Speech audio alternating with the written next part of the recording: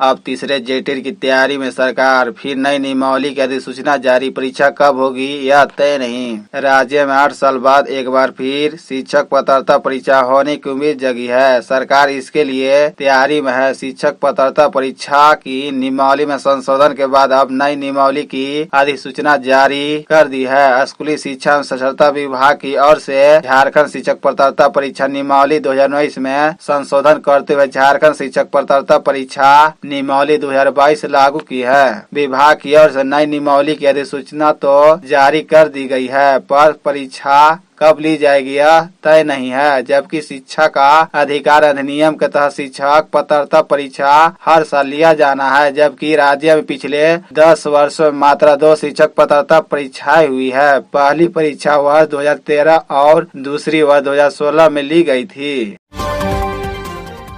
झारखंड में जातीय सर्वे के फैसले से इंडिया ने खेला बड़ा दांव। झारखंड सरकार कैबिनेट द्वारा जातीय सर्वेक्षण के फैसले से इंडिया गठबंधन ने बड़ा दांव खेला है। झारखंड में लोकसभा चुनाव के दौरान भी ओबीसी वोट बैंक को साधने की कोशिश में लगे कांग्रेस झामुमो गठबंधन द्वारा लगातार ही यह नारा दिया जा रहा है कि जिसकी जितनी आबादी उसकी उतनी भागीदारी। मुख्यमंत्री चंपई सोरेन ने भी फरवरी महीने में एक पोस्ट किया था कि जिसकी जितनी संख्या उतनी उसे जिम्मेदारी मिलेगी। झारखंड इसके लिए तैयार है। राज्य सरकार ने साल 2021 में ओबीसी आरक्षण से जुड़ा विधेयक भी पास करवाया था, जिसमें ओबीसी आरक्षण को बढ़ाने का फैसला लिया गया था। इंडिया गठबंधन इस विधेयक पर भाजपा को घेरता रहा कि भाजपा 9वीं अनुसूची में डालकर इसे कानून संरक्षित नहीं करना चाहती।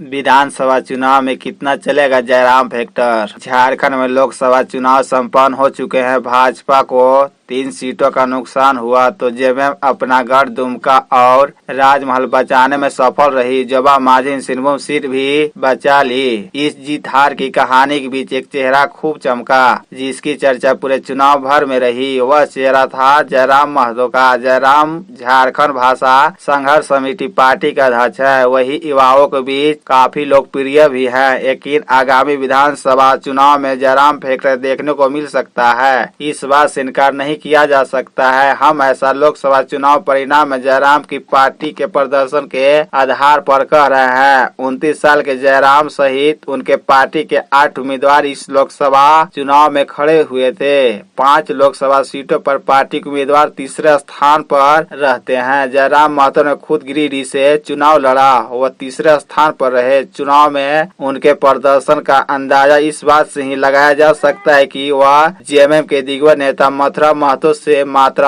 20,000 वोट से पीछे थे।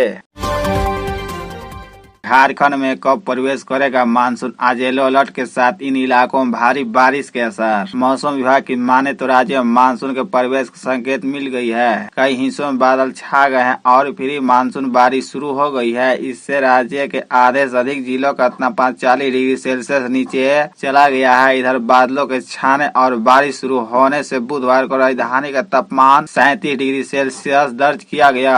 बुधवार को पलामू और गढ़वा में लू की स्थिति रही। वहाँ का तापमान 42 डिग्री सेल्सियस के आसपास दर्ज किया गया। जमशेदपुर के अलावा बोकारो, गोड्डा और सरायकेला का अधिकतम तापमान 40 डिग्री सेल्सियस से अधिक रहा। शेष जिलों का अधिकतम तापमान 40 डिग्री सेल्सियस से नीचे रहा।